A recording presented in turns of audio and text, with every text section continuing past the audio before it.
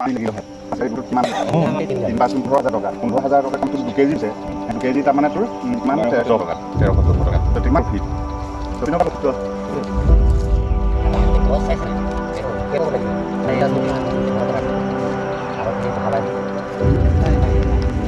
আগতে ছাগল গড় তিনি কৰিছে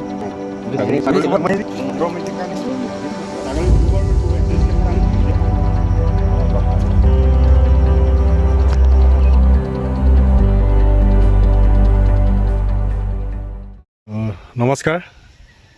আমি এখন চব্জি বাৰীত আছোঁ আৰু এই বাৰীখনত একচুৱেলি আমাৰ ডিমৰু খেতি হৈছে ডিমৰু বুলি কয় ডিমৰু আৰু আপোনাৰ কোমোৰা দাংবডি ভাতকেৰেলাৰ খেতি হৈ আছে লগতে আপোনাৰ এইটো পটল এখন ওপৰত পটলো আছে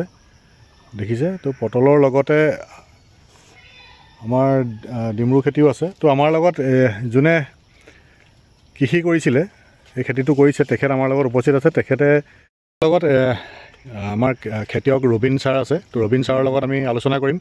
তো একচুৱেলি আমাৰ এই গ্ৰ'মেজিক ভূৱস্ত্ৰ এই দুটা প্ৰডাক্ট ব্যৱহাৰ কৰি তেখেতে কেনেকৈ ফল পাইছে তেখেতৰ মুখৰ পৰাই জানো আজি এই খেতিডৰাৰ মাজতে আমি আছোঁ নমস্কাৰ ছাৰ তো জনালে ভাল পাম আপুনি কেনেকুৱা উপকৃত হৈছে নে নাই বা কেনেকৈ ব্যৱহাৰ কৰিছিলে কি পাইছে ৰিজাল্ট বৰ্তমান মই ভালে পাইছোঁ কষ্ট অকণমান কমিছে হয় কাৰণ দৰৱটো আপোনাৰ দুইটা গ্ৰ'মেজিক আৰু ভূমি অস্ত্ৰৰ দুইটাক মিক্স কৰি আপোনাৰ গুড়িত দিয়া হৈছে গুড়িত দিয়া হৈছিল দুইটা গুড়িত দিছোঁ এতিয়া স্প্ৰেৰ কাৰণে এতিয়া সমস্যাটো নাই হয় হয় এনেই গ্ৰ'মেজিকটোতো স্প্ৰেও কৰি দিব পাৰি তো স্প্ৰে কৰি দিলে ফুল ফুলাৰ সময়ত যদি স্প্ৰে কৰি তেতিয়া ফুলবোৰ নষ্ট নহয়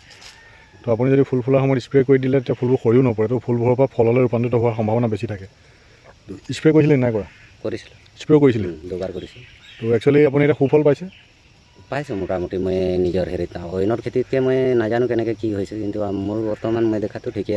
আছে পটলকেইটাৰ চাইজকেইটাও ভাল দেখিছোঁ চাইজকেইটাও ধুনীয়া হৈছে আৰু ইমান ফটককৈ নপকে হয় হয় আপোনাৰ ৰাখিব পাৰে ছিঙি আপুনি বিনা পানীতে 3 সপ্তাহ দিন ৰাখিব পাৰে একো নহয় সেইটো বহুত ভাল ৰিজাল্ট দেখোন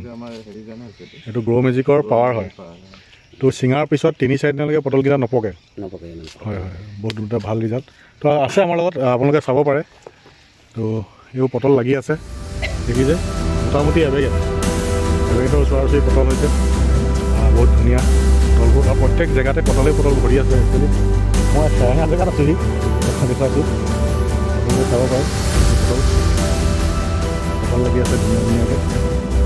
বহুত ধুনীয়াকৈ একচুৱেলি তেখেতে খেতিডৰা কৰিছে পৰিপাটিকৈ কৰিছে একচুৱেলি কৃষি কৰ্মৰ লগত তেখেতে অতীজৰ পৰা জড়িত আৰু লাগি থাকে প্ৰথমবাৰৰ কাৰণে আমাৰ গ্ৰ'মেজিক ভূৱস্ত্ৰ মাই লাইফ ষ্টাইলৰ দুটা প্ৰডাক্ট তেখেতে ব্যৱহাৰ কৰি চাইছিলে আৰু ব্যৱহাৰ কৰি চোৱাৰ পিছত যেতিয়া ৰিজাল্টটো তেখেতে দেখা পাইছে তেতিয়া আমাক খবৰ দিলে ছাৰ এবাৰ আহক ভিডিঅ' এটা বনাওক তো আমি সেই মৰ্মে আহিলোঁ আপোনালোকৰ মাজতে গোটেই দৃশ্যখিনি দাঙি ধৰিবৰ কাৰণে